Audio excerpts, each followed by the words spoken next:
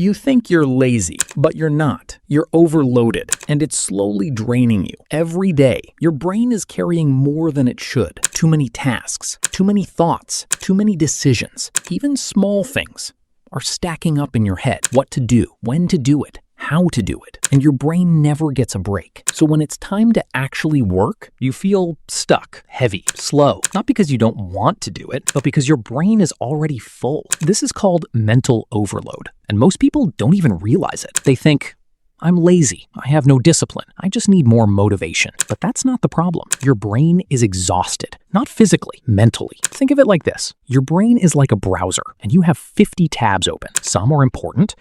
Some are useless. Some are just there, draining energy. And the more tabs you keep open, the slower everything becomes. Until eventually, stop doing anything at all. That's not laziness. That's overload. So how do you fix it? You don't push harder. You clear space. Step 1. Dump everything out. Write it down. Every task, every thought. Get it out of your head. Because your brain is for thinking, not for storing. Step 2. Focus on one thing. Not 5, not 10. 1. Because clarity reduces pressure, and pressure kills action. Step 3. Close the unnecessary tabs. Not everything matters. Not everything is urgent. The more you remove, the lighter you feel. And when your brain feels light, action becomes easy again. That's the shift. You don't need more motivation. You need less mental noise. So next time you feel lazy, don't blame yourself. Ask this: what is my brain carrying right now? Because once you reduce that load, you don't just feel better, you move again.